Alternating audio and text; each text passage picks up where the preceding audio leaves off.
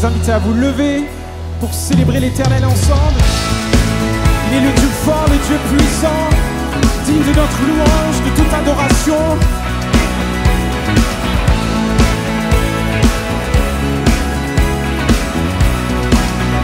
Seigneur, nous voulons nous tourner vers toi, nous rappeler que c'est pour toi que nous sommes ici, c'est pour toi que nous prenons ce temps. Sois loué, sois glorifié en cet instant. Hey! Et nous voulons chanter ensemble. Dieu, tu es ma force et mon chant. Et Dieu, tu es ma force et mon chant. Et chaque jour je me confie en toi. Tout puissant, mon sauveur règne aux cieux. Yes. Et Dieu, tu es ma force, mon appui, la forteresse où je me réfugie. Yeah. Le rocher qui protège ma vie. Malgré les ténèbres, malgré les ténèbres et les dangers qui m'entourent, je lève les yeux pour accueillir ton secours. Je ne craindrai pas si tu veilles sur moi. Je suis venu pour te rencontrer, pour proclamer que tu es fort et puissant. Nul ne peut te résister, sois glorifié. Dieu, tu es fort et puissant. Rien n'est impossible à toi, au roi des rois. Dieu, tu es fort et puissant, au-dessus de tous les noms. Nous déclarons de tout notre être, Dieu, tu es fort et puissant. Oh, oh, oh, oh. Oh, Dieu, tu es fort et puissant. Dieu, tu es ma force. Dieu, tu es ma force et mon chant, mon bouclier et mon libérateur. Souverain, mon sauveur règne aux cieux. Est-ce que nous croyons ce que nous déclarons? Dieu, tu es. Dieu, tu es ma force, mon appui, mon réconfort et mon plus tendre ami. Devant mes ennemis. Malgré les ténèbres, Malgré les ténèbres et les dangers qui m'entourent, je lève mes voix et affirme ton amour. Je ne craindrai pas si tu es près de moi. je suis venu. Pour te rencontrer, pour proclamer que tu es fort et puissant. Nul ne peut te résister, sois glorifié. Dieu, tu es fort et puissant. Rien n'est impossible à toi, au roi des rois. Dieu, tu es fort et puissant, au-dessus de tous les noms. Nous déclarons, Dieu, tu es fort et puissant. Oh, oh, oh, oh, oh. Dieu, tu es fort et puissant. Oh, oh, oh, oh. Tu es fort et puissant. En ce lieu, en cet instant, Seigneur, nous reconnaissons que tu es ce Dieu fort, ce Dieu puissant. Et nous venons célébrer ton nom de tout notre être. Pas juste du bout de nos lèvres, peu importe ce que nous pouvons ressentir. Il y a une réalité qui nous dit que rien ne peut nous séparer. Non, rien ne peut me séparer de ton amour manifesté en Jésus-Christ. Mon sauveur règne aux cieux. Déclarons ensemble en tant qu'Église. Non, rien ne peut me séparer de ton amour manifesté en Jésus-Christ. Mon sauveur règne aux cieux. Déclarons-le encore, que rien ne peut nous séparer. Non, Rien ne peut me séparer de ton amour manifesté en Jésus-Christ. Mon sauveur règne aux cieux. non, rien ne peut.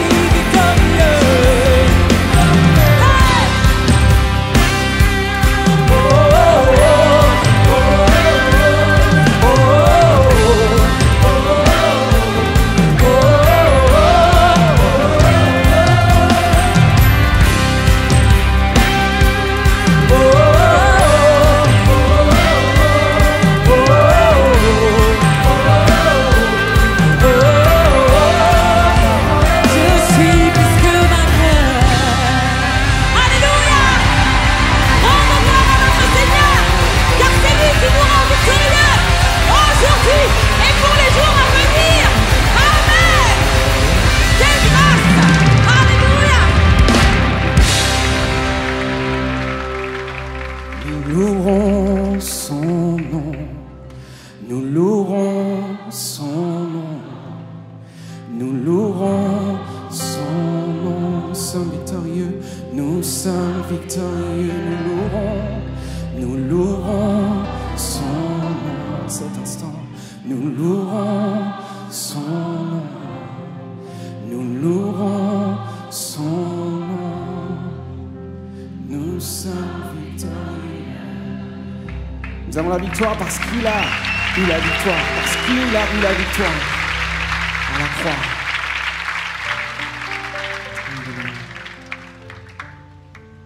Et Seigneur, nous ne voulons pas juste prendre ce temps pour acquis et pas être enfermés dans des habitudes et des coutumes. Mais Seigneur, au-delà de chants, au-delà d'une ambiance, au-delà d'être rassemblés, nous voulons déverser notre louange d'un cœur sincère et vrai et reconnaître encore ensemble ta fidélité. Sois loué, Seigneur, en cet instant.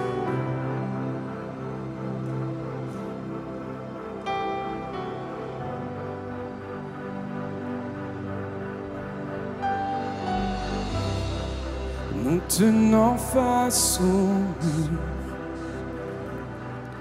la victoire était sûre. Tu ne nous as jamais laissés. En tout temps, toute saison, nous attendons de voir éclater ta victoire. Donc tu ne nous as jamais laissés, parce que sa promesse est vraie, ta promesse est vraie, et ta fidélité dure à jamais. Gardé par ta main, conduit sur ton chemin, tu ne failles jamais. Non, non, tu ne failles jamais. Tu viens calmer, tu viens calmer ma peine. Ta parole est certaine. Alors mon cœur chantera tes louanges. Car Jésus, tu m'as comblé. Et Jésus, tu m'as comblé de ton amour parfait, de ton amour parfait. Alors mon cœur chantera tes louanges, parce que sa promesse est vraie. Amen. Woo! Ta promesse est vraie et ta fidélité dure à jamais. Gardé par ta main, conduit sur ton chemin, tu ne... Déclarons-le encore, ta promesse est vraie. Ta promesse est vraie et ta fidélité dure à jamais.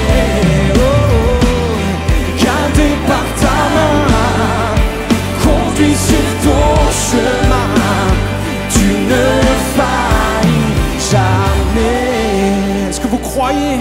Est-ce que nous croyons ce que nous chantons? Si vous le croyez, est-ce que vous pouvez faire un grand signe comme ça? Yes, nous croyons, Seigneur, en ta parole. Oh, oh, oh, oh, ta parole est certaine. Tes plans sont parfaits. Oh!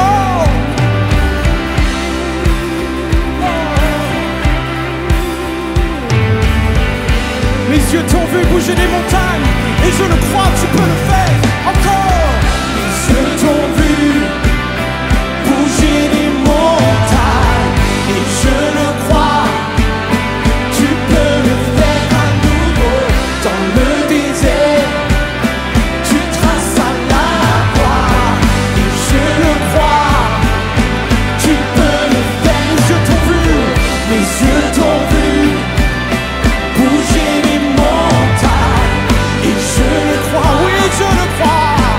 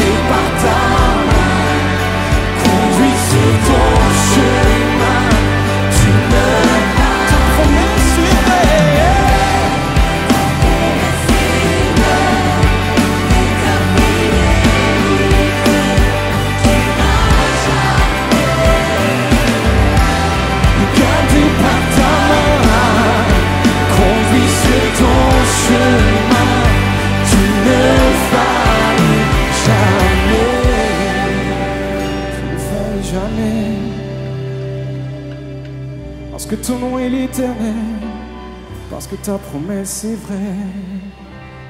Ta promesse est vraie et ta fidélité dure à jamais. Gardé par ta main, conduit sur ton chemin, tu ne vas.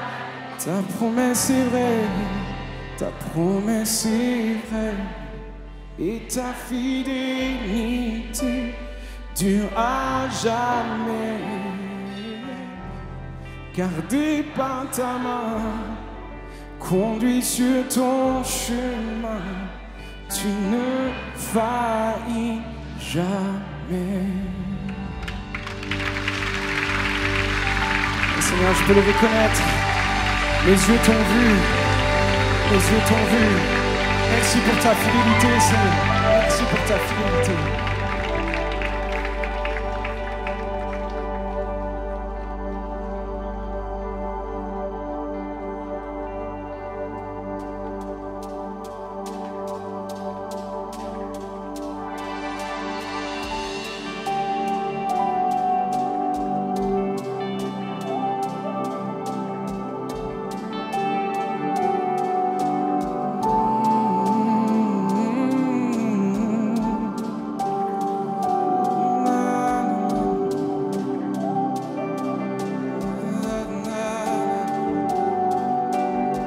Jésus-Christ, agneau de Dieu, je t'adore. Jésus-Christ, agneau de Dieu, je t'adore. Emmanuel, fils de Dieu, je t'adore. Admirable conseiller, je t'adore. Prince de la paix, lion de Juda, je t'adore.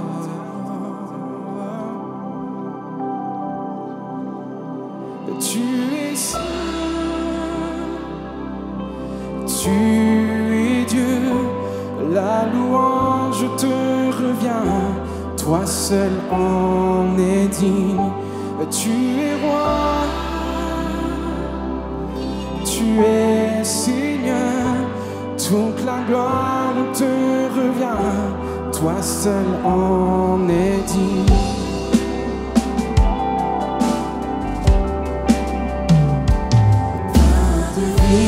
Plein de grâce, je t'adore.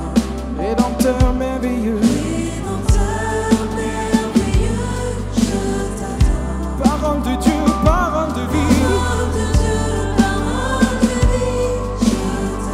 Toi le puissant sauveur, libérateur. Oui, nous l'adorons. Oui, tu es saint.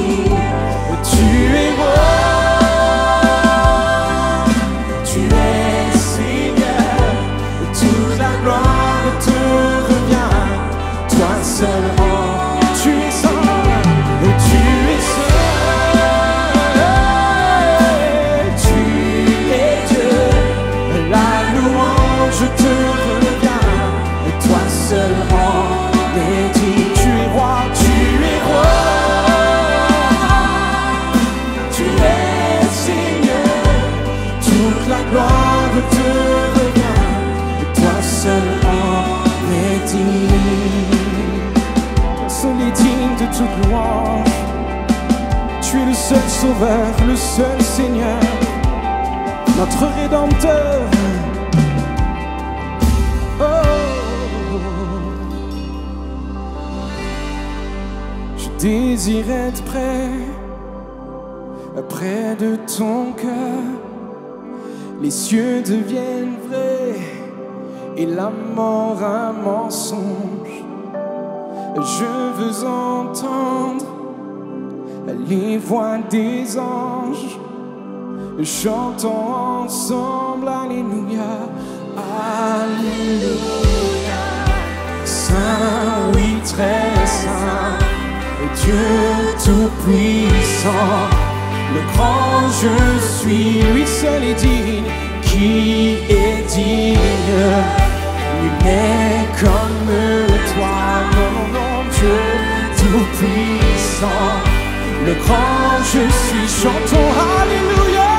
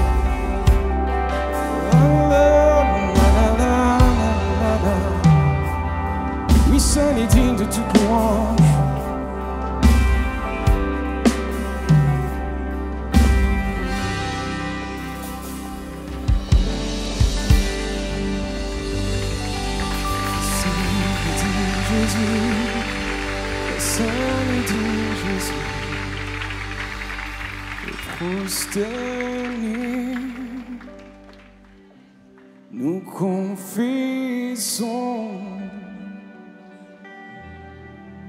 oui tu es Dieu. En ce lieu, le seul vrai Dieu, prosterné,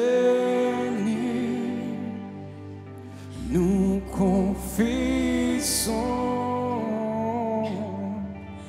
tu es Dieu.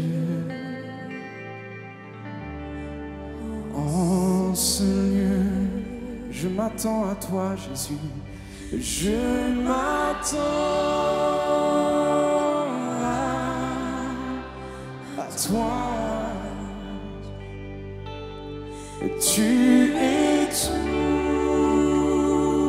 pour moi. Éclairé de ta présence, éclairé de ta présence, prosterné, nous l'adorons, nous adorons,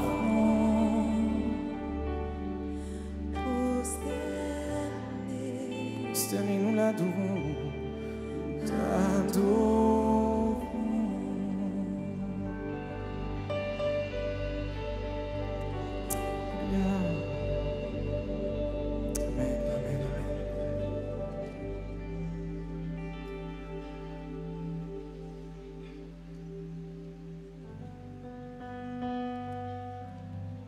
Que vous ne voudriez pas qu'on acclame notre Seigneur Jésus, qui est digne de notre louange, digne de notre adoration, digne de ce qu'il y a de meilleur dans notre vie, parce qu'il a donné sa vie à la croix pour nous. Seigneur, nous t'adorons, Seigneur Jésus. Nous t'adorons, Seigneur Jésus. Nous te célébrons. Seigneur, tu es merveilleux, Seigneur. Tu es amour, Dieu. Seigneur, et nous t'élevons, Seigneur. Nous t'élevons, Jésus, nous t'élevons. Alléluia, Jésus. Alléluia, Jésus. Wow. Soyez les bienvenus, les amis. Nous sommes heureux de pouvoir vous accueillir, que vous soyez sur place ou que vous soyez au loin en train de nous suivre sur YouTube. On veut remercier Dieu pour l'œuvre qu'il fait dans vos vies, pour l'œuvre qu'il fait ici dans cette église MLK. On remercie aussi l'équipe de louange qui nous a conduits plus près de son cœur, les amis. Wow. Toutes ces choses-là arrivent par sa grâce, arrivent par son œuvre, par ce qu'il fait par le Saint-Esprit, parce qu'il a toujours fait, et aussi par votre fidélité, dans votre générosité, dans vos dons, dans vos offrandes. Et on veut vous inviter à continuer de soutenir cette œuvre qui touche des milliers, des dizaines de milliers de personnes chaque semaine. Et si vous voulez nous soutenir, vous pouvez le faire sur jeveuxdonner.fr. Vous pouvez le faire à la sortie de cette salle de célébration, au point finance. Je voudrais juste, voilà, une fois qu'on a fait ça, les amis, et ce qui est très important, ce qui est normal, je voudrais prier avec vous pour que le message qui va être annoncé, qui est un message, je crois qu'il n'y a pas d'autre message plus puissant que celui-là. On va prier pour que ça puisse avoir un effet dans vos vies. Je vous invite juste à lever vos mains vers Dieu en signe de reconnaissance de son autorité, en signe de foi aussi dans sa bonté. Papa, je te prie, Seigneur, pour ces amis qui sont là. Seigneur, que ton message, Seigneur, ton évangile, mon Dieu, tu l'as dit, est la puissance de Dieu pour le salut de celui qui croit. Seigneur, et cette puissance qui nous libère, Seigneur Jésus, qu'elle puisse agir dans les cœurs au plus profond de nous, Seigneur, qu'on puisse revenir, Seigneur, à ce que tu as fait pour nous, Seigneur, à cette manifestation d'amour que tu as fait. Merci de bénir Patrick, Seigneur, pour l'annonce de ce message et qui ait l'impact, Seigneur, par ton Saint-Esprit dans chacune des vies qui se trouvent ici ou qui regardera ce live par la suite dans le nom puissant de Jésus. Amen. Amen. Soyez bénis.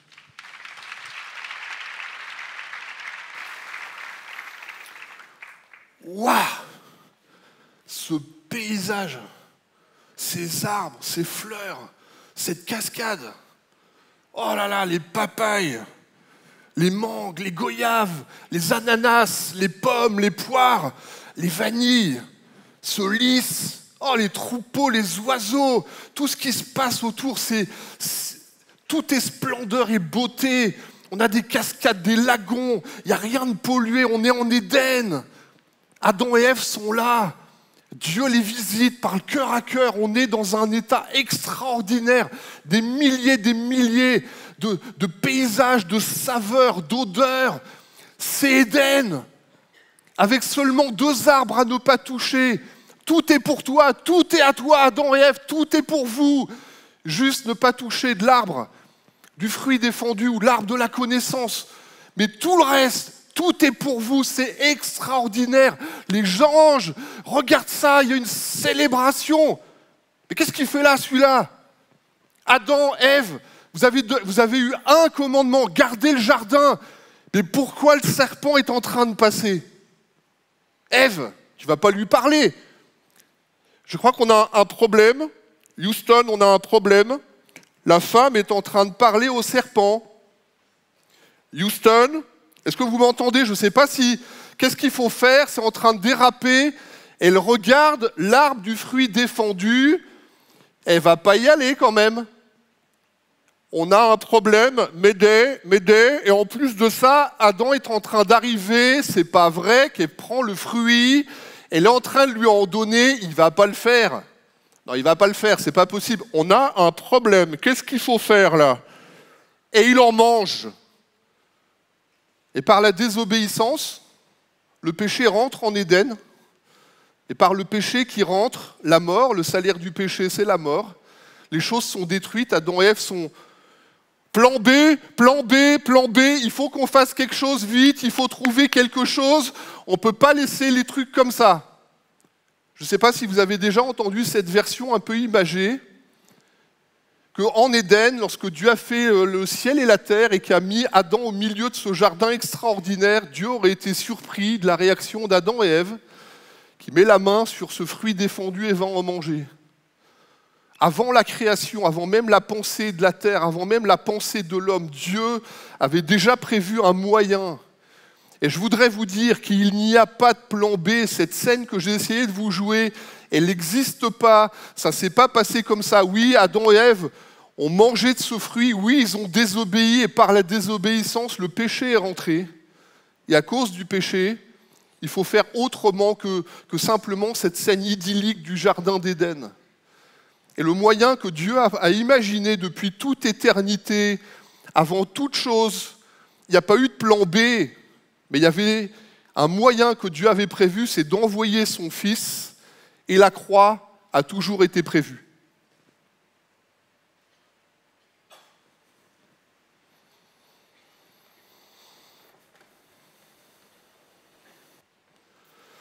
Qu'est-ce que c'est que la croix? C'est un pieu avec 2 morceaux de bois qui se croisent. La croix, c'est le moyen de punition qui doit condamner le péché. Le salaire du péché, c'est la mort, et toute désobéissance doit avoir sa punition. Et c'est en tout cas un instrument de torture absolument ignoble, dont l'objectif est de briser celui qui va être cloué dessus. Et peut-être que vous avez imaginé que la croix était réservée dans la Bible et que c'est vraiment le moyen qui est unique pour Christ. Il n'en est pas comme ça.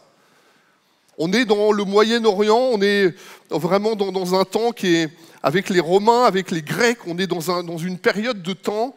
Des croix, il y en a eu des milliers, et peut-être même des centaines de milliers. C'était le moyen de condamnation. On est dans le moment avec les Gaules, avec les Germains, avec les barbares, on est dans le Moyen-Orient. S'il y a vraiment un moyen, on veut crucifier, si on veut briser les gens, c'est vraiment une croix. Il y a des guerres de tous les côtés, tout se règle à coups d'épée. Et clouer, mettre un homme et l'attacher à la croix, ou en tout cas le briser dessus, ça a toujours existé. Ce n'est pas le moyen unique pour Christ. Et on meurt à la croix. Le moyen, quand on attache un homme sur une croix, c'est qu'on veut le faire mourir. Et moi, je me pose une question. Est-ce que c'était vraiment nécessaire? Est-ce que ça valait la peine? Est-ce que la croix, il fallait vraiment qu'elle soit dressée? Vous avez un tableau extraordinaire qui s'appelle Ecce Homo, voici l'homme. Ça se passe dans le prétoire de Pilate. Et à ce moment-là, devant le peuple, Pilate va présenter cet homme qu'on appelle Jésus. Voici l'homme. On va regarder le texte biblique dans l'évangile de Luc. C'est l'évangile un peu des discours. On sent vraiment les échanges qui sont là. Luc, c'est l'homme des mots. Dès le point du jour, les responsables du peuple, les chefs des prêtres, les spécialistes de la loi se réunirent et firent emmener Jésus devant le grand conseil, le Sanhédrin, qui a le droit de droit et de mort. Et l'interrogatoire commence. Si t'es le Messie, déclare-le-nous. Alors Jésus leur dit, je vous réponds, et si je vous réponds, vous ne me croirez pas. Et si moi je vous pose des questions, vous ne me répondrez pas. Mais à partir de maintenant, le Fils de l'homme siégera à la droite du Dieu Tout-Puissant. Alors ils se mirent à crier tous ensemble, tu es donc le Fils de Dieu. Et Jésus lui-même dit, je le suis. Là-dessus, ils s'écrièrent, mais qu'est-ce qu'on a besoin d'entendre d'autres témoignages? Nous venons de l'entendre de lui-même de sa bouche. Puis toute l'assemblée se leva et on conduisit Jésus devant Pilate. C'est le tableau que vous avez derrière. Alors là, ils se mirent à l'accuser. On a trouvé cet homme en train de jeter le trouble parmi le peuple. Il interdit de payer l'impôt à César, ce qu'a jamais déclaré Jésus. Et il se déclare même le Messie, le roi. Mais qui est-il? Alors Pilate l'interroge. Il entend des choses. Et Pilate, dans sa posture, commence à interroger Jésus. Es-tu le roi des Juifs? Tu le dis toi-même. C'est ta bouche qui le dit. Et Jésus affirme la vérité. Il est là quand on vient devant Jésus en affirmant des choses, en déclarant la vérité, ou même quand on se trompe, quand on vient interpeller, Jésus répond. Pilate dit alors au chef des prêtres, je ne trouve dans cet homme aucune raison de le condamner. Et les chefs insistaient de plus en plus en disant, il soulève le peuple avec ses idées. Il a endoctriné complètement la Judée. Il a commencé en Galilée, il est venu jusqu'ici. Imaginez un petit peu que la scène vient de se passer. On a arrêté Jésus dans le jardin de Gethsémanée la veille. Et pendant toute la nuit, Jésus va être frappé, refrappé. On va l'accuser. On le lie de chaînes, on va l'emmener devant le Sanhédrin. Ça dure, des gens passent devant lui. Il y a un stress terrible. Il y a une pression terrible. La veille déjà, il était dans un combat spirituel où il parlait avec son Père, si cette coupe peut s'éloigner de moi, mais non pas ma volonté, mais la tienne. Il est tellement en train d'incarner ce moment qui est là, que Jésus, même des grumeaux de sang vont couler de son front. Il y a déjà un shoot à l'intérieur au niveau physique, on sent qu'il y a déjà des choses. Puis après, le manque de fatigue, le manque de sommeil, il y a eu les coups qui sont là, il y a le brisement, il y a toute la pression. Puis quand Pilate entend il vient de la Galilée, il dit « Oh là là, c'est pas ma juridiction, je ne vais pas m'occuper de cette affaire-là. » Envoyez-le devant Hérode. Et voilà ce que la Bible dit, on continue. Hérode fut ravi de voir Jésus, car depuis longtemps, il désirait faire sa connaissance. Il avait déjà entendu parler de lui. Et il espérait faire un petit miracle. Vous savez claquer des doigts? Vous voulez bien claquer des doigts avec moi? Vous avez vu ce qui se passe quand on fait « Seigneur !» un petit miracle, il ne se passe rien. Tu sais, quand on vient devant Jésus par curiosité pour dire « Hey, allez, fais-moi un petit miracle, oh, j'entends parler que tu fais des choses, allez, fais-moi un petit tour là, Seigneur !» La Bible continue.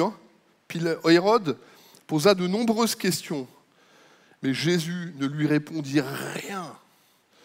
Les gens qui viennent devant Jésus par curiosité ou qui viennent devant Dieu par curiosité pour tester les choses, pour voir si ça peut marcher, très souvent il ne se passe rien derrière.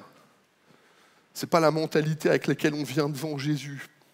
Pendant ce temps-là, les gens discutent derrière, il y a les spécialistes de la loi, ils lancent des accusations, vous savez, c'est compliqué. Le tableau qui est ici, on a tout, vous savez, les chefs religieux sont là, ils accusent Jésus, je peux vous garantir que la religion n'aime pas la vérité, on n'aime pas avoir cette vérité, sauf que la vérité de Dieu, c'est qu'il a envoyé Jésus-Christ. Et on n'aime pas cette vérité-là, elle nous dérange, parce que la croix a été dressée pour une raison, régler un problème insoluble. S'il n'y avait pas Jésus, s'il n'y avait pas la croix, s'il n'y avait pas tout ça, ça ne marcherait pas. Le pouvoir politique qui est symbolisé avec Pilate, il ne supporte pas, vous savez, ces choses, on dit « Ah, la société... » Elle est curieuse, mais on veut du buzz, on veut des petites choses comme ça. Mais la réalité, vraiment, les choses vraies de la vie, on n'aime pas trop ça. Ça, c'est des choses cachées, tu gardes ça pour toi. Et tous les courants de pensée arrivent au même moment. La Bible dit, au temps marqué, le Père envoya le Fils. Lorsque les temps furent accomplis dans la plénitude des temps, au moment où l'histoire s'écrit, où la croix de Christ va être dressée, vous avez tous les courants de pensée, vous avez tous les pouvoirs politiques, tous les pouvoirs religieux, tout ce qui peut se passer, la mentalité des hommes. Vous avez dans un microcosme, comme vous avez un espèce d'échantillonnage, vous êtes à Jérusalem dans ce temps-là. Vous savez, on n'a rien inventé depuis Jérusalem, on a les mêmes choses, les excitations, les guerres, les bruits de guerre, la violence, on a tout un tas de choses qui sont derrière, on n'a pas moins aujourd'hui. Et il n'y avait pas plus à l'époque. Jésus va être condamné à mort. Alors Pilate convoqua les chefs des prêtres, les dirigeants et le peuple, et il leur dit, « Vous m'avez emmené cet homme en l'accusant d'égarer le peuple. Or moi je l'ai interrogé moi-même, devant vous, et je ne l'ai trouvé coupable d'aucun des crimes dont vous l'accusez. » Imaginez que, ce n'est pas une seule fois, ce n'est pas seulement 2 fois, mais plusieurs fois, on accuse Jésus, on fait des affirmations pour le condamner. Et à chaque fois, les choses reviennent, on n'a jamais trouvé de choses mauvaises en lui. Même Jésus le dira, qui me convaincra de péché? Il n'y a rien de mauvais en lui.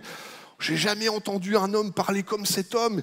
Et il proclame les choses avec vérité, avec droiture, avec intégrité. Sa parole est puissante, c'est des choses qui changent la vie, c'est incroyable. Non seulement Pilate, n'a pas trouvé de crime en lui, mais Hérode non plus d'ailleurs, puisque vous me l'avez renvoyé, puisqu'il me l'a renvoyé. Cet homme n'a rien fait qui mérite la mort. 2e fois, pourquoi est-ce qu'on irait le condamner? Il ne le mérite pas. Je vais donc lui faire donner le fouet et le relâcher. À cette époque-là, à chaque fête, Pilate devait accorder au peuple la libération d'un prisonnier. Mais la foule entière se mit à crier « À mort!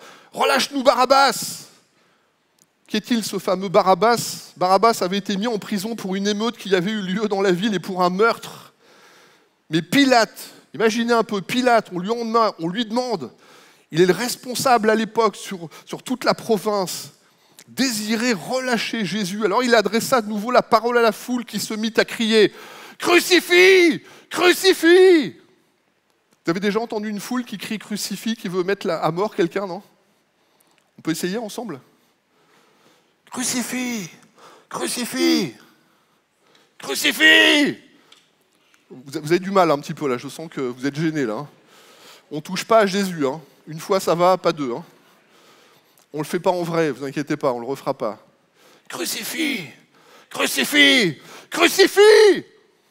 La violence. Autour de lui, les chefs religieux, le mensonge, les manipulations, les pressions, toutes ces choses sont là. Et enfin, leur demanda-t-il pour la 3e fois, 3 fois, qu'a-t-il fait de mal?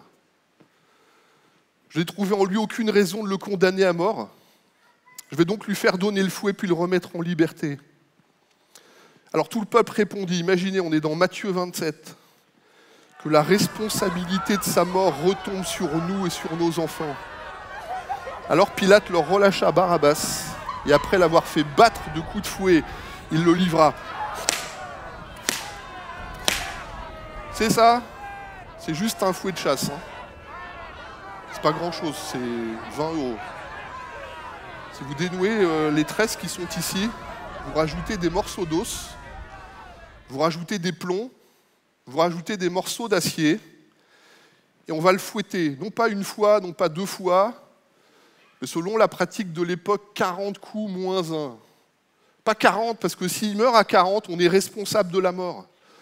Mais à 39 coups, s'il meurt avant les 39 coups, alors c'est Dieu qui a voulu sa mort. Et ceux qui fouettent, c'est des légionnaires. C'est des hommes de guerre, 20 ans. Ils sont enrôlés pour 20 ans. La guerre des Gaules, les Germains, à droite, à gauche, les séditions, les Grecs, partout où ils passent, il y a une espèce de domination. Les Romains avaient toujours des épées courtes, ils se battaient au corps à corps. C'était des hommes de guerre, des assassins. Et là, on emmène un homme qui est qui doit être mis à mort. Les chefs religieux, tous les gens qui sont autour, il y a une pression crucifie. Celui qui fouette, hein, il y va. Hein. Et je vous garantis que ça fait mal. À chaque coup, vous savez, quand les plombs craquent, ça vous explose les os, ça vous lacère le dos. Et à chaque fois qu'il retire, ça en enlève un morceau de peau qui est derrière. Et Jésus a subi le fouet. Jésus a subi le fouet. Et voici ce que la Bible dit. Les soldats du gouverneur traînèrent Jésus vers l'intérieur du palais, se rassemblèrent la cohorte autour de lui. Ils lui arrachent ses vêtements, ils lui mettent un espèce de manteau écarlate, lui posaient sur la tête une couronne d'épines tressée de rameaux épineux. Regardez un petit peu cette couronne. C'est du kéké, on appelle ça comme ça chez moi. Je vous garantis que pour la tresser, pour l'avoir tressée, vraiment ça pique. C'est les épines qui sont là. Quand vous essayez de la prendre avec les doigts, vous ne cassez pas les épines. Et lorsque Jésus est entraîné comme ça, on dit « T'es le roi des Juifs, voilà ta couronne, voilà ta royauté ». Les épines, c'est le symbole de la désolation. Les épines, c'est le symbole de la malédiction. Laissez un terrain vierge, et puis ce n'est pas les fleurs qui vont pousser, hein, ce n'est pas les lys, non, c'est les ronces, c'est les épines. C'est les choses qui piquent, il faudra nettoyer. Et ces épines qui sont là, elles n'ont pas été juste déposées sur la tête de Jésus, elles ont été enfoncées sur sa tête. La Bible dit, il te produira des épines et des ronces et tu mangeras l'herbe des champs. Il fallait qu'il y ait les épines à la croix, parce qu'il fallait que la malédiction soit portée. Jésus va incarner toutes ces malédictions. Jésus va porter le poids du péché, de la mort. Il est là au milieu des hommes et lui, l'innocent, condamné à mort. On lui fait porter cette couronne, on le brise dans son corps, on le fouette, on l'injurie, on lui crache dessus. Les hommes qui passent à côté lui donnent des coups de poing et puis ils rigolent, il y a une espèce d'ambiance, c'est monstrueux. C'est la compromission avec le péché. Quand le péché rentre dans votre vie, vous faites des choses sordides. Il y a quelques versets. Mais si vous ne chassez pas devant vous les habitants, ceux d'entre vous que vous laisserez seront comme des épines dans vos yeux, des aiguillons dans vos côtés, ils seront vos ennemis dans le pays. Vous savez, tous les sujets de vos vies que vous ne réglez pas, ça vous piquera un jour ou un autre. Ce que vous ne réglez pas dans vos vies, ça reviendra, puis ça vous percera comme ces épines ont percé la tête de Jésus. La perversion des épines et des pièges, on la voit des hommes pervers. Des hommes qui sont mauvais dans leur cœur. Quand vous êtes autour de ces hommes, il n'y a que des épines dans leur sillage. Ou alors un joug de domination. On prend ce texte dans Juge. Alors un feu sortira d'un buisson d'épines et il dévorera. Les gens qui sont comme ça, avec un cœur qui est aussi dur, quand vous êtes dans leur entourage, ils vous percent de tous les côtés, ça vous détruit. Mais Jésus brise tout cela à la croix. La lumière d'Israël deviendra un feu et son sein une flamme qui consumera et dévorera épines et ronces en un seul jour. Le jour où Jésus meurt à la croix, on lui met une couronne d'épines, mais en un seul jour, il brise toutes les dominations, toutes les malédictions. Amen. Puis le texte continue. Matthieu, ils s'agenouillèrent devant lui. Ah, salut, roi des Juifs. Ils crachaient sur lui. Ils frappaient la tête. Et quand ils eurent fini de se moquer de lui, ils lui ôtèrent son vêtement et ils l'emmenèrent pour le crucifier. Vous savez, il y a des choses terribles qui sont en train de se passer. Maudit quiconque est pendu au bois. Ce bois qui est l'image un petit peu de symbole des hommes. Dans la Bible, le bois, c'est le symbole des hommes. Et on va le clouer, on va le crucifier. On va le mettre sur ce bois qui est là. Il fallait faire un avec le bois, il fallait que Jésus fasse un avec ce bois, il fallait que Jésus incarne le péché, la malédiction, il fallait qu'il porte toutes ces choses. La croix, c'est aussi le symbole de l'obéissance de Christ. Si dans le jardin d'Éden, c'est par la désobéissance que le péché est rentré, le salut des hommes, il vient par l'obéissance d'un homme qui fait la volonté de Dieu et qui porte le sacrifice. À ceci, nous avons tous connu l'amour, c'est qu'il a donné sa vie pour nous. Alors pendant qu'il l'emmenait, ils se saisirent d'un certain Simon de Cyrène. Et la Bible, lui, qui revenait des champs, ils l'obligèrent à porter la croix. Celle qu'elle a, elle est faite en chaîne, hein, c'est pas du fake. Hein. Mais elle est beaucoup plus petite que la vraie. Celle qui était d'origine était suffisante pour être élevée et porter un homme. Et Jésus a porté ces choses pendant non seulement le jardin de Gethsémanée, toute la partie de la nuit, la présentation du Sanhédrin, et puis le voilà qui a été présenté devant Pilate, on l'emmène à Hérode, il revient, la chaleur, on ne lui a certainement pas donné à boire, on vient de le flageller, il a été brisé, il est dans un shoot, dans un choc physique. Et puis d'un seul coup, on lui allait porte ta croix. Jésus est tellement faible qu'il faut désigner un homme, Simon de Cyrène, pour porter la croix. 5 minutes déjà, je commence à la sentir. Et lui, il l'a porté, il est sorti de Jérusalem, descendu, puis remonté au mont du Crâne. Je vous garantis que porter cette croix, c'est quelque chose, ça vous fouette. Là, celle-ci a été un peu polie. Mais quand vous avez les épines qui vous rentrent, quand vous avez encore toutes les écharpes qui vous rentrent dedans, il l'emmène au fond, au Golgotha. Et Simon de Cyrène, cet homme qui à un moment donné a été pris pour dire « tu vas porter la croix ». Des fois, on vous met des choses, des fois la vie nous met des choses sur le dos. Et on porte des choses. Lorsqu'ils furent arrivés au lieu appelé le Crâne, on cloua Jésus sur la croix, ainsi que 2 bandits. J'aurais besoin de 2 volontaires. Alléluia quand même. Qu'est-ce qu'il va faire? J'ai besoin de 2 volontaires. Viens. Un autre? Viens, s'il te plaît. Vous voulez bien passer par la gauche, là-bas? Merci. Vous ne savez pas ce que vous allez faire. Hein. Vous auriez dû réfléchir avant. Voilà les clous. Parce que pour crucifier Jésus, il faut mettre des clous. C'est des vrais, hein. Ce n'est pas ceux qui étaient d'origine, je m'en excuse. Mais vous savez, pour clouer un corps, il faut quelque chose de solide, il faut l'attacher au bois. Et en fait, quand on regarde dans les textes, on n'a pas percé la paume, parce que ça peut se déchirer. Tiens, viens de ce côté-là, s'il te plaît. Non, bouge pas, bouge pas, bouge pas. La crucifixion, on met juste avant les poignets, parce que l'articulation qu'elle a, elle tient bon. Quand on va crucifier un homme, on va le mettre dans une espèce de posture où les pieds sont l'un sur l'autre. Il faut des clous assez profonds pour percer les 2 pieds l'un sur l'autre. Ou alors on mettait sur le côté, on mettait dans la malléole, et puis on était vraiment sur une position qui est très très compliquée. Puis sur les bras, on était vraiment sur une partie où on écartait au maximum le condamné. On mettait les clous vraiment bien à cet endroit-là. Et le condamné ne mourait pas à cause des blessures. Le condamné mourait à cause de l'étouffement, parce qu'avec la pression qui était là, le corps s'affaissait, et en fait, ça écrase la cage thoracique, et celui qui est là ne peut plus respirer. Donc en fait, pour respirer, il veut essayer de se relever, sauf que s'il pousse sur les jambes, ça lui brise, c'est une douleur terrible. Puis quand il veut tirer sur les bras, c'est une douleur qui est compliquée. Donc ceux qui étaient crucifiés, en fait, ils n'étaient même pas... La mort venait, mais dans des douleurs terribles. Et il fallait éclouer.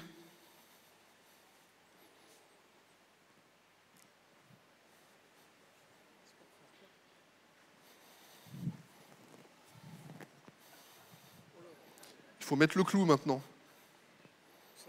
Dans la croix. Tiens, mets-la là.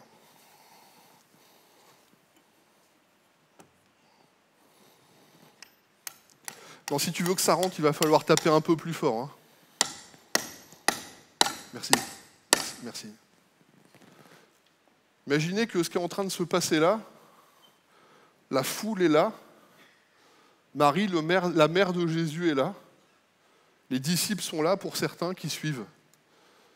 Imaginez ce qu'ils vivent à chaque fois pour chaque coup de marteau qui est enfoncé. Allez, viens. Allez, vas-y, t'inquiète pas. Vas-y, mets-le là. Vas-y. Vas-y. Merci. Merci. C'est bon. Je pense que vous allez vous souvenir de ce culte-là, hein, tous les deux. Hein. Il n'y a pas beaucoup de personnes qui ont crucifié Jésus. Hein.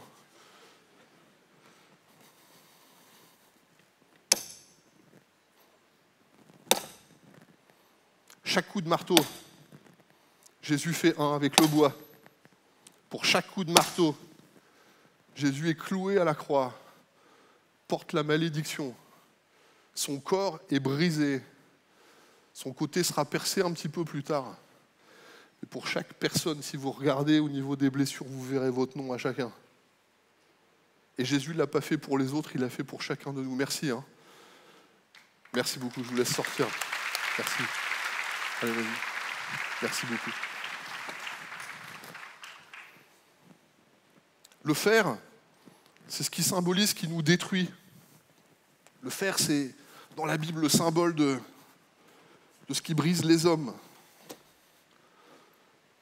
Vous avez remarqué depuis tout à l'heure, les coups, les crachats, les humiliations, la couronne d'épines, les clous. Je ne suis pas sûr qu'on ait bien saisi qu'au moment où Jésus il meurt à la croix, qu'il est au-dessus de cette croix crucifiée, clouée, il est encore capable de regarder les hommes, de prier son Père, pardonne-leur. Ils ne savent pas ce qu'ils font, ils ne comprennent pas, ils n'ont pas cette compréhension. Devant la croix, les soldats sont là, ils se partagent les vêtements, il y a des rires, il y a des gens qui se moquent de lui. Ah, il a sauvé les hommes, il ne peut même pas se sauver lui-même. Mais décroche-toi de la croix si tu es le Fils de Dieu. Et combien de personnes aujourd'hui devant Jésus ont peut-être pas ces phrases, mais en ont d'autres pour dire « Ah, ton Jésus, là, ton Jésus qui peut vraiment faire des choses pour moi. » Au-dessus de la croix, il y a un écriteau qui a été marqué « Jésus, roi des Juifs, celui-ci est le roi des Juifs, Yod Vav Yeshua, Anochtri Umeler Yehudim. » C'est dans toutes les langues. Et on met ces choses devant tous. Il est le roi des Juifs. La couronne d'épines a été posée sur sa tête. Il incarne la malédiction, la mort, le péché. Toutes ces choses sont sur lui.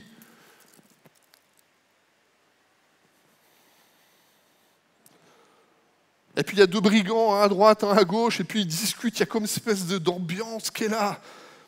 Et puis dans la conversation, il y en a un qui dit « Mais t'as pas peur de Dieu ? Et pour nous, c'est justice, on paye pour ce qu'on a fait. Nous, on paye pour ce qu'il a fait, mais lui, il n'a fait aucun mal. » Tu sais, il y a déjà un homme qui a été libéré, mais lui, on va disparaître de la circulation, c'est Barabbas. Le premier qui vient au bénéfice de la croix. Et c'est ce brigand qui meurt à la croix à qui Jésus dira « Souviens-toi de moi quand tu seras entré dans ton règne. » Et Jésus lui dit, assurément, je te le dis, je te l'assure, aujourd'hui, tu seras avec moi dans le paradis. Ceux qui invoquent Jésus, ceux qui voient en Jésus ce crucifié qui porte nos péchés. Imaginez un petit peu la scène, le Fils de Dieu va rendre l'âme. D'un seul coup, un noir terrible va durer pendant plus de 3 heures sur la terre. Il y a une ambiance de ténèbres qui est en train d'inonder. Et puis d'un seul coup, il y a au pied le centurion qui a emmené toute la scène depuis le prétoire. Ce centurion, il est là. Et voyant ce qui s'était passé, l'officier romain rendit gloire à Dieu en disant « Assurément, cet homme était fils de Dieu. » Vous savez, quand il y a des scènes comme ça qui passent dans vos vies, il y a comme une persuasion intérieure qui dit « Oui, cet homme était vraiment fils de Dieu, cet homme est vraiment le fils de Dieu. » Après avoir vu tout ce qui s'était arrivé, le peuple venu en foule pour assister à l'exécution se retourna en frappant la poitrine. Tous les amis de Jésus, ainsi que les femmes qui l'avaient suivi depuis la Galilée, se tenaient à distance pour voir ce qui s'était passé. Je ne sais pas si vous avez vu que depuis tout à l'heure, le Fils de Dieu visitant la terre des hommes, étant avec ceux qu'il a aimés, qui sont là, il a fait des miracles, il a parlé. Jamais personne n'a parlé comme cet homme. Il renvoyait libre tous les opprimés, les guérisons, les délivrances, le cœur des pères qui sont ramenés vers les enfants, le cœur des enfants, vers le cœur des pères, la puissance de l'évangile qui restaure les familles, qui sort quelqu'un de la domination. Et pourtant, lui qui est complètement brisé, on va le dépouiller de ses vêtements, on le met à nu, on l'expose devant tout le monde, son corps qui est brisé, son âme qui a été complètement rompue, son esprit qui est là, je remets mon esprit entre tes mains, mon Père. Mais pourquoi m'as-tu abandonné ? Je ne sais pas si vous avez imaginé que de toute éternité, le Père et le Fils sont un, dans une parfaite communion. Et pour la première fois, le Fils n'a plus la communion avec le Père. Il incarne le péché des hommes. Tu m'as abandonné, mon Père. La distance avec Dieu, ça a été le brisement de Christ jusqu'au plus profond de son âme. Dans son identité, il est humilié. La croix, c'est peut-être l'expression de la plus grande injustice humaine. Mais pour faire de nous des justes, Jésus a subi la plus grande injustice de tous les temps. Et à cette croix, il y a toute une substitution. Dieu dit, donne-moi ta misère, je te donne mon héritage, donne-moi ta mort, je te donnerai ma vie, donne-moi tes peines, je te donnerai ma joie, donne-moi les choses qui te brisent, je te ferai rentrer dans mon royaume et puis je mettrai en toi des choses nouvelles. Donne-moi ce qui te gratte, donne-moi ces choses qui te brisent et je te remets debout, puis je te renvoie libre. Combien d'enfants divorcés, de gamins, de femmes, de couples qui ont été brisés, puis on se dit comment on va porter cette peine, cette humiliation, puis Jésus dit viens, j'ai porté ça à la croix, puis je te renvoie libre. À la croix, c'est le lieu de toutes les substitutions, tout ce qui vous pèse, tout ce qui vous brise de l'intérieur ou de l'extérieur. Jésus, il vous prend ces choses.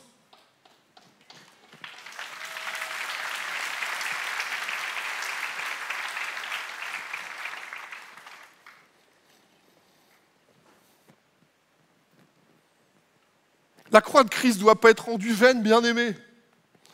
Quand Jésus a vécu ces choses, il ne l'a pas vécu tout ça pour que dans nos vies, il y ait juste un petit peu de sel et de poivre pour que les choses soient un peu meilleures. Jésus a vécu tout ça pour une chose, il a souffert la souffrance humaine. Et nous avons un souverain sacrificateur, Christ, qui a vécu sur la terre des hommes, la nature humaine, qui sait ce que c'est et qui peut compatir à toutes nos faiblesses.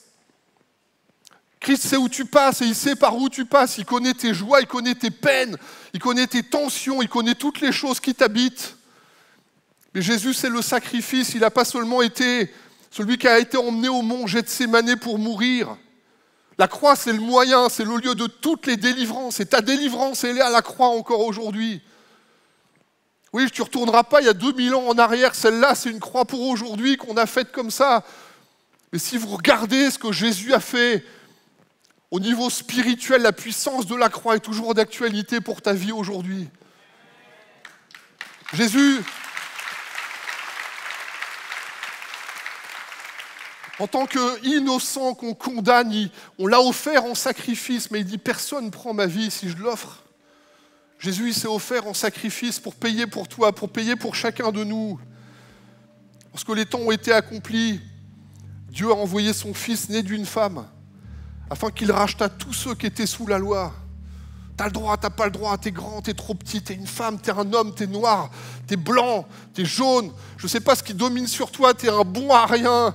Puis la vie t'a porté, puis les choses sont brisées, on t'a mis une étiquette. Puis Jésus a dit toutes ces choses-là, c'est terminé, pour que nous recevions l'adoption de Dieu, la filiation, Quand on vient en Christ, on gagne un Père, on gagne un Sauveur. Quand on passe à la croix, même si ça fait des années que vous y êtes passé, bien-aimés, l'apôtre Paul parle avec Timothée, lui dit « Souviens-toi toujours de Christ crucifié et ressuscité. » Il y a plein de choses que tu peux oublier dans la vie. Mais n'oublie jamais que Christ, il a été crucifié et ressuscité pour toi. Et on a besoin de se rendre compte que Jésus nous accorde ce pardon de Dieu, la réconciliation. Il fait de nous des fils et des filles, des héritiers du royaume de Dieu. Jésus a vécu tout cela pour que ta vie soit transformée, pas pour que tu aies juste un léger mieux dans ta vie. Dieu a fait ces choses pour que tout ce qui est en toi produise le meilleur de ce que Dieu fait en toi. Jésus n'a pas vécu tout ça pour que tu en restes là. Combien de personnes tirent encore leur casserole? Combien de personnes portent encore leur peine alors que tout a été accompli? Et je crois qu'on a vraiment besoin de cette puissance. La croix, c'est le pieu qui a été planté dans le territoire de l'ennemi pour dire « Lui, il m'appartient, toi, tu m'appartiens. » Et tu rentres à la maison parce que c'est là que les choses se passent. Ce n'est pas en restant sur le terrain de l'ennemi, c'est en venant dans la lumière. La croix, c'est la victoire sur le péché, sur la mort, sur le diable, qui fait toutes ces choses qui te brisent. Le Seigneur les résout pour dire « Tu repars libre. Va et ne pêche plus, repars libre. » La croix, c'est l'endroit où tu as été aimé comme jamais personne t'a aimé. Si tu connaissais l'amour de Dieu pour ta vie, un père qui voit sa fille ou son fils pour dire « J'ai misé sur toi, je suis avec toi, tu vas réussir parce que je te porte, parce que Christ est ton sauveur. » Vous savez, quand c'est gratuit, c'est qu'un autre a payé pour vous. Jésus a payé pour toi. Je pense qu'il a payé le prix fort de sa vie, ses souffrances. On va vous distribuer des papiers, c'est très symbolique. Et si vous regardez la marque des clous dans le corps de Christ, vous verrez vos noms. Si vous regardez bien, vous verrez votre prénom. Et puis vous verrez l'amour de Dieu pour ta vie. Il y a combien de choses qui nous empêtrent, qui nous embêtent? Il y a combien de choses qui nous dominent? À la croix, Dieu les a portées. Et je vois des gens, ils viennent devant Dieu. Ah Seigneur, c'est bon, puis ils repartent avec leurs problèmes. On vous propose, et je vous propose, de considérer la puissance de la croix, qui fait qu'aujourd'hui, vous pouvez voir, les clous ont été mis, Christ a été crucifié. Il a porté la malédiction, la désolation, la honte, la peine, les humiliations, les crachats. Et dans toutes ces choses, laissez vos peines clouées à la croix parce qu'il est mort pour ça, pour porter la peine. On va voir ce chant qui va nous conduire à la croix. Je me prosterne à la croix. Seigneur, venez déposer ces fardeaux devant la croix. C'est un temps spirituel, vous êtes avec nous en ligne. Peut-être marquez ce papier, vous le détruirez juste après. Tout ce qui va être déposé va être porté par l'équipe de prière. Il n'y a rien qui sera lu, ce n'est pas pour nous, c'est vraiment pour vous. Il y a un moment donné, peut-être que tu as essayé, tu es retombé, puis tu as été accusé pour dire tu es encore retombé. Peut-être à cause de choses comme la pornographie, peut-être dans des éléments, dans des relations, dans des choses mauvaises. Puis tu tombes, et tu tombes encore, et tu es gardé par terre. Être spirituel, ce n'est pas celui qui ne tombe jamais. Être spirituel, c'est celui qui prend les moyens spirituels pour vivre sa vie. Et quand lui paye le prix, quand Christ paye le prix, c'est pour te renvoyer libre. Lorsque Christ paye le prix, c'est pour porter le péché de ta vie et te renvoyer libre. Venez déposer vos fardeaux. Vous avez des papiers, si vous en faut 2 ou 3, prenez-en ce qu'il faut. Mettez les choses devant Dieu pour dire « Seigneur, t'as porté mon poids. Je veux repartir libre. Je veux repartir libre, Seigneur. » Si vous n'avez pas le temps, il y aura encore un autre chant, on va prier. Mais laissez pas les choses, repartez pas comme vous êtes arrivés. Est-ce que la croix, ça valait la peine ?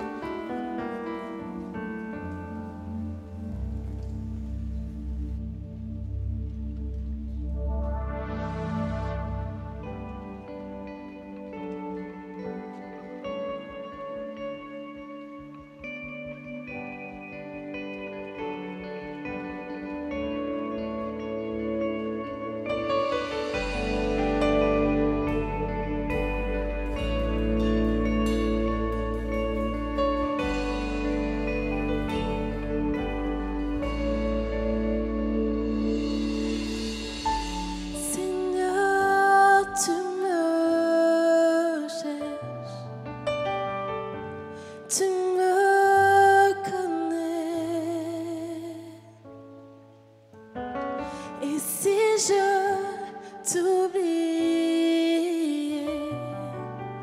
Je sais que tu m'aimes. Ta sainte présence m'environne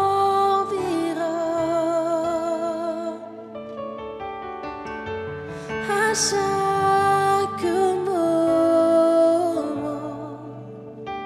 Je sais que tu m'aimes.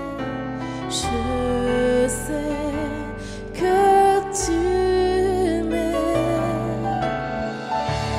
À la croix, je me prosterne où ton sang coula pour moi. Aucun amour n'est plus grand. Tu as gagné sur la mort, ta gloire remplie des lieux très hauts. Rien ne peut nous séparer.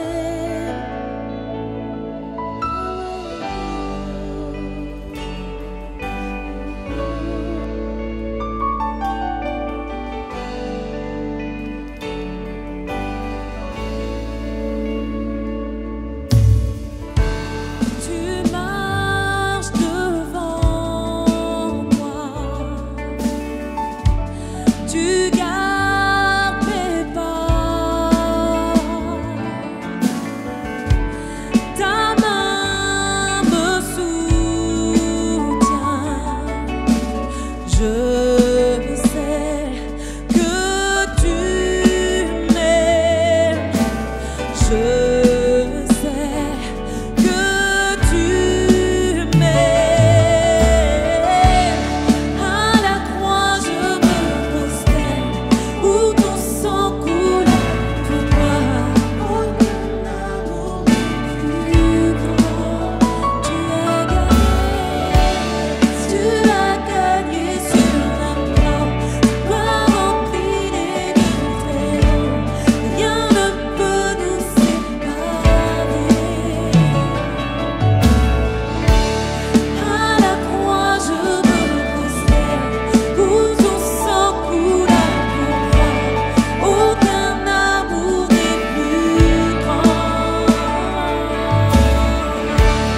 Tu as gagné sur la mort, gloire remplie des lieux très hauts.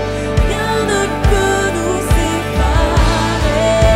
Tu déchires le voile, tu traces un chemin. Tu as tout accompli. Tu déchires le voile, tu traces un chemin. Tu as tout accompli. Tu déchires le voile, tu traces un chemin. Tu as tout accompli. Tu déchires le voile, tu traces un chemin. Car tu as tout accompli.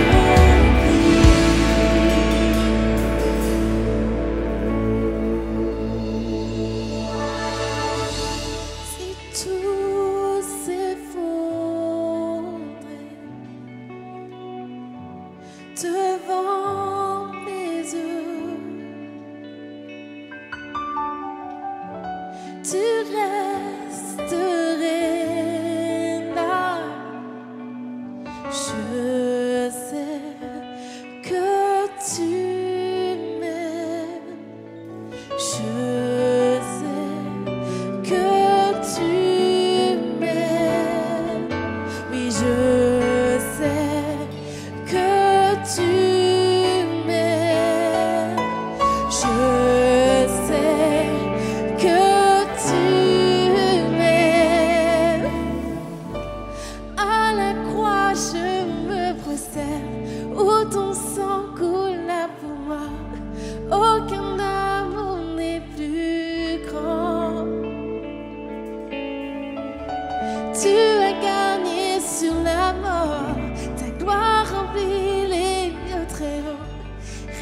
ne peut nous séparer.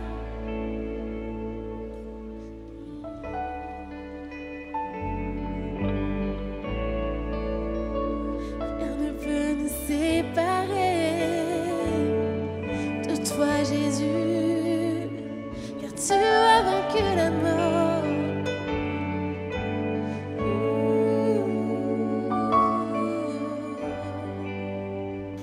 Est-ce que ça valait la peine? Bien sûr, ça valait la peine pour chaque prière, pour chaque mot que vous mettez. Christ peut dire ça valait la peine. La croix n'a pas été seulement dressée il y a 2000 ans. La croix est toujours dressée aujourd'hui. La puissance de la croix est toujours d'actualité. C'est l'endroit de toutes les délivrances. C'est l'endroit de toutes les restaurations.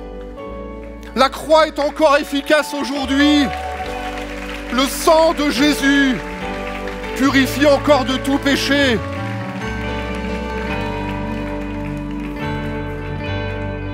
Il y a eu des centaines de sujets, de prières, de délivrance. Et pour chaque mot, c'est la gloire de Dieu. Est-ce que ça valait la peine? Pour chaque mot, c'est la gloire de Dieu. On a du temps, on va prier, on va encore chanter. Seigneur, tu vois tous ces sujets. On te les remet, Seigneur. Des vies brisées. Seigneur, des cœurs qui pleurent. Des pères, des mères, des enfants, des familles. Tous ces sujets, Seigneur, pour lesquels tu as dit j'ai payé le prix. Seigneur, il n'y a pas de petits sujets ou de grands sujets. Il y a un homme qui est venu dans mon bureau un jour.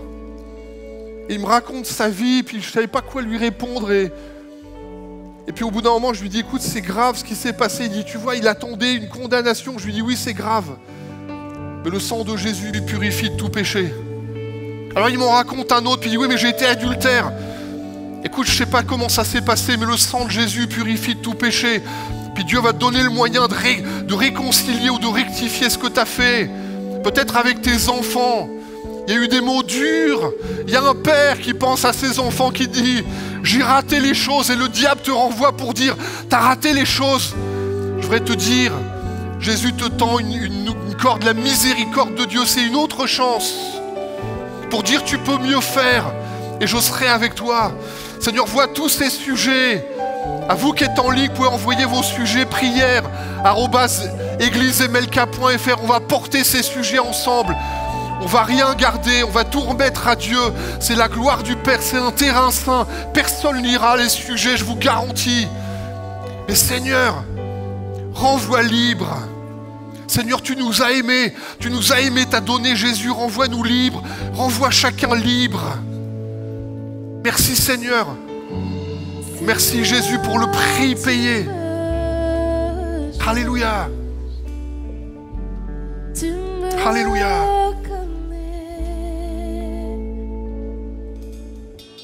Et si je t'oubliais, je sais que tu m'aimes. Ta sainte présence,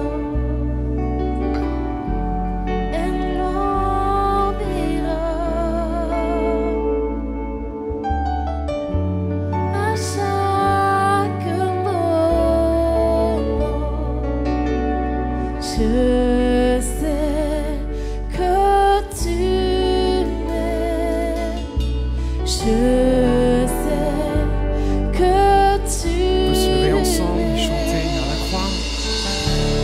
à la croix je me prosterne, où ton sang coula pour moi. Si ça t'avance à Aucun genoux, on amour sur ton n'est liberté. plus Et grand. répondons encore ensemble. Tu as gagné sur la mort, ta gloire remplit les lieux très hauts. Rien ne peut nous séparer.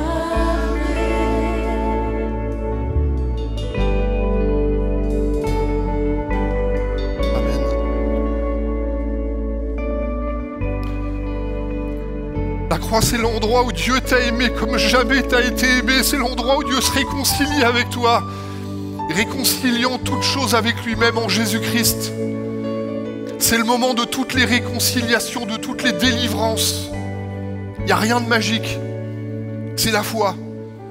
Il a payé le prix. S'il y a cette peine sur ton cœur et que tu portes une peine, dépose ton fardeau. Peut-être que tu sens que tu as besoin de prendre du temps. Prenez du temps avec Jésus. Repassez à la croix. Repassez ces choses sur vos cœurs.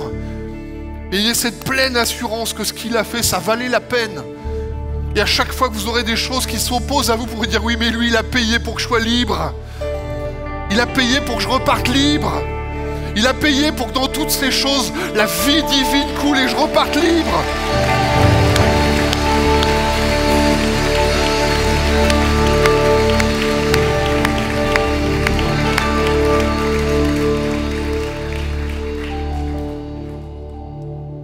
Je vous propose qu'on puisse chanter encore l'œuvre puissante de la croix et qu'on puisse repartir, comme vient de dire Patrick, convaincus que nous sommes libres, que nous sommes adoptés, rachetés.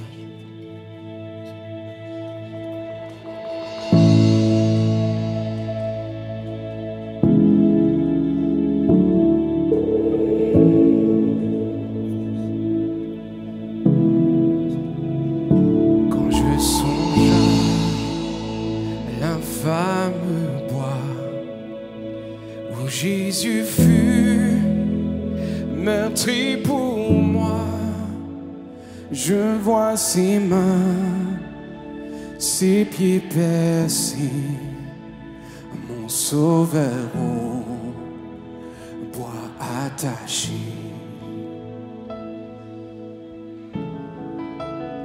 Son corps lié de larmes trempées dans le tombeau fut déposé, l'entrée scellée d'une eau de pierre, le Messie seul est délaissé.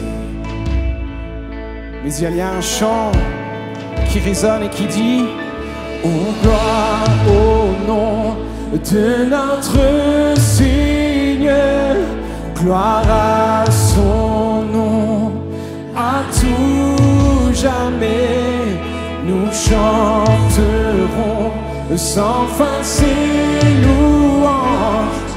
Oh gloire à toi, ô Dieu. Mais au matin du troisième jour, mais au matin, hey, du troisième jour, le Fils des cieux est ressuscité. La mort n'est plus, non, non, non, elle est vaincue. Et les anges acclament et nous l'acclamons aussi. Hey! Alors nous déclarons de tout notre être gloire. Oh, gloire au nom de notre Seigneur, gloire à son nom, à tout jamais nous chanterons sans fin ses louanges. Oh, gloire à toi, ô Dieu. Et vous savez quoi? Il reviendra.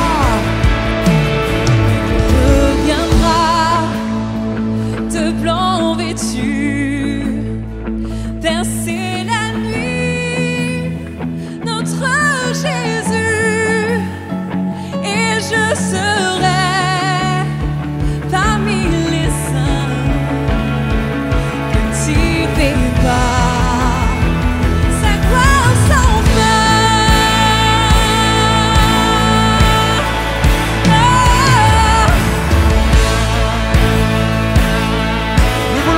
De tout notre être, lui redonner toute la gloire.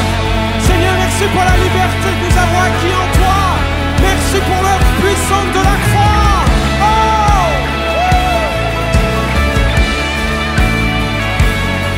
Alors chantons ensemble. Gloire. Oh, gloire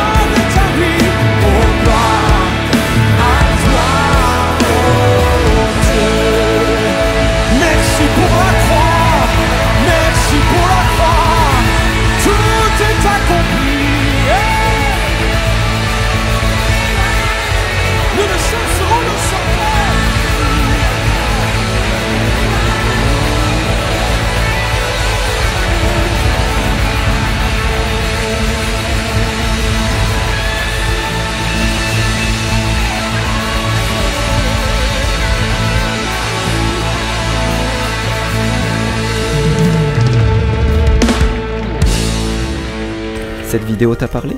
Clique sur j'aime. N'oublie pas également de t'abonner et de déclencher les notifications. Si cette vidéo t'a touché, elle peut aussi faire du bien à ceux qui t'entourent. Prends 5 minutes pour la partager à un proche ou à un ami qui en aurait besoin.